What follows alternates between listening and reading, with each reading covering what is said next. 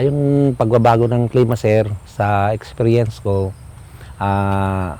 yung ani, maganda. Kung minsan naman, hindi maganda yung epekto nung ani. Kasi yung kwan ko kasi, yung bukid ko, kwan lang siya, rain-fed lang siya. Tapos, kung yung kinakan ko naman, kahit na hinahabol ko sa ulan. Yung time ng ulan para less naman ako sa gastos, ganun. Yung kwan naman, sir, yung klima, para maikuan ko yung palay ko, yung tanim ko, nagtatanim ako kay Sir Ramil Tupil ng palagay kwan ng panahon. Yun po, ang kwan ko lang, yung pagbasehan ko ng climate change, kasi hindi ko alam yung yung kwan ng panahon kung minsan. Kasi sa kwan naman, ulan lang naman yung inaasahan ko para makapagtanim ako.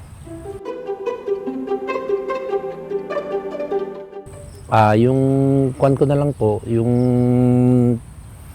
ginagawa ko na lang po ay iniigihan ko na lang yung yung pagtatanim ko, tinatiming ko na lang para sa ganun hindi naman ako magagastusan ng malaki. Yung ginagawa ko, sir, yung para bang prepare ko ng maganda yung bukid ko, ganun. Yung chine-check ko yung mga source ng tubig. Kasi kung walang irrigation kasi, wala namang tubig yung sapa. Pinakuan ko yun, tambakan ko yun para magkaroon lang ako ng tubig. Pero kulang pa rin yun, yung ko doon, imbak ko ng tubig. Kaya kinakon ko siya ng yung malapit ng tag-ulan, ganun, para maikuan ko naman, para abutan na ng ulan yung tanim ko. May kukuha ako tubig doon sa yung tinambakan ko doon, pero hindi sapat.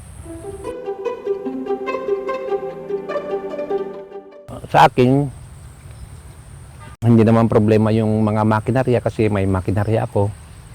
Yung ko lang sana, sir, yung gaya ng DA, sana kung magbigay naman sila, hindi ko naman sinisiraan yung DA.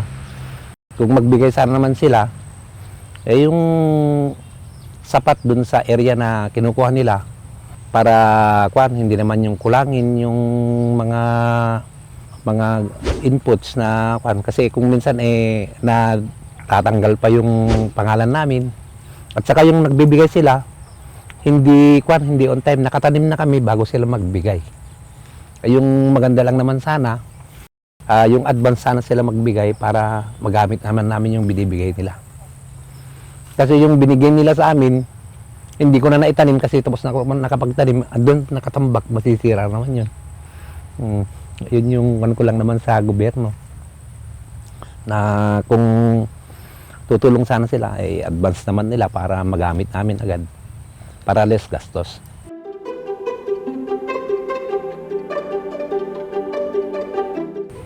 Yes, sir, accurate naman yung information nila sa Pag-asa kasi kilala ko siya. Kung nagtatanong naman ako, sabi niya, oo, ganito, maulan, ganito pa sa buwan ng ganito maulan, sa buwan ng ganito, konti lang yung ulan. Tumatama naman yung sinasabi niya. Kaya nung yung bagyo noon, sabi niya sa akin na umuwi ka na at itali mo yung mga bubong mo kasi malakas yung hangin. Yung harurot ba noon? Ayun yung isang nagpalubog sa akin, yung harurot na yun, yung bagyong harurot na yun.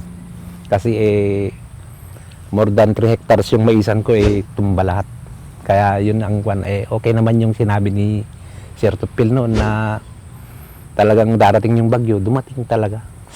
Dito sa amin ang tinumbok talaga. Kaya yung information niya, okay naman, sir. Accurate naman.